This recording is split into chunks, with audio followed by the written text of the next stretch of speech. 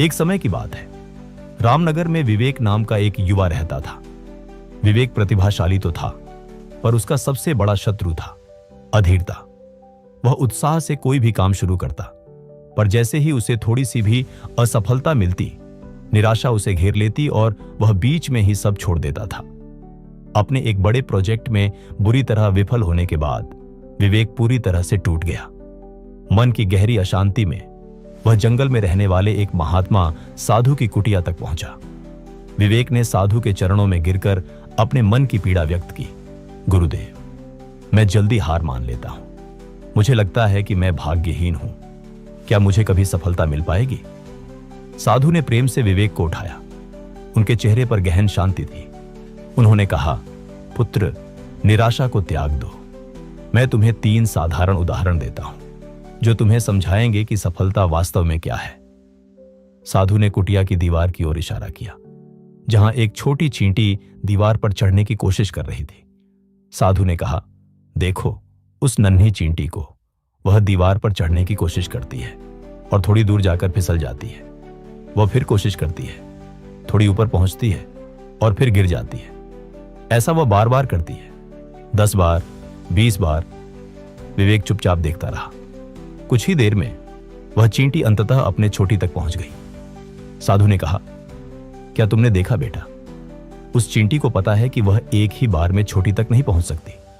उसे यह भी पता है कि वह बार बार गिरेगी, लेकिन उसका दृढ़ निश्चय उसके गिरने के डर से कहीं ज्यादा बड़ा है।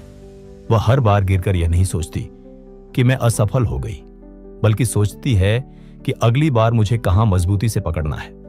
सफलता का पहला सबक यह है कि गिरने के बाद ही उठने का असली महत्व है। फिर साधु विवेक को एक झरने के पास ले गए, जहां पानी की बूंदें लगातार एक विशाल चट्टान पर गिर रही थी। चट्टान पर बूंदों के लगातार गिरने से एक छोटा सा गड्ढा बन गया था। साधु ने पूछा, विवेक, तुम्हें क्या लगता है, क्या यह चट्टान एक ही बार में पानी की बूंद से टूट गई होगी? विवेक ने कहा, नहीं गुरुदेव, यह तो असंभव है।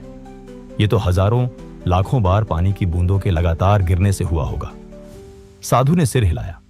बिल्कुल सही, पानी की एक बूंद अकेली बहुत कमजोर होती है, लेकिन जब वह निरंतरता के साथ बिना रुके बार बार एक ही जगह पर गिरती है, तो वह सबसे कठोर चट्टान को भी भेद देती है। इस उदाहरण से सीखो कि शक्ति या गति मायने नहीं रखती। मायने रखती है आपके प्रयासों की अखंड निरंतरता। हर छोटा प्रयास महत्वपूर्ण है, बशर्ते वह कभी रुके नहीं। अंत में साधु ने विवेक को अपने छोटे से बाग में ले जाकर जमीन में दबे एक छोटे से बीज की ओर इशारा किया। साधु ने कहा, जब तुम कोई बीज जमीन में बोते हो तो वह कई दिनों तक गहरे अंधकार और नमी में पड़ा रहता है। उसे पता नहीं होता कि वह कब प्रकाश देखेगा। उसके चारों ओर मिट्टी का भारी दबाव होता है, लेकिन वह बीज शिकायत नहीं करता।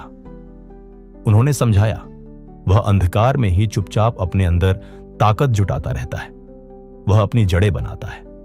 वह अपनी नींव को इतना मजबूत करता है कि जब वह अंततः बाहर निकलता है तो दुनिया की कोई भी आंधी उसे गिरा नहीं पाती।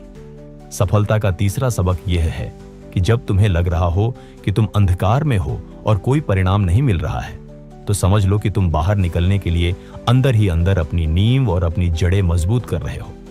यह समय धैर्य और खुद पर विश्वास का है। साधु ने विवेक से कहा, पुत्र, अब तुम सफलता का सूत्र जान चुके हो। यह कोई जादू नहीं है, बल्कि तुम्हारी अपनी इच्छा शक्ति है।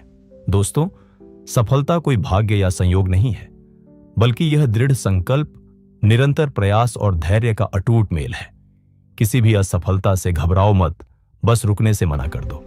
अगर आपको यह कहानी पसंद आई हो तो इसे लाइक करें, अपने दोस्तों और परिवार के साथ शेयर करें और ऐसी ही प्रेरणादायक कहानियां सुनने के लिए हमारे चैनल को सब्सक्राइब करना न भूलें।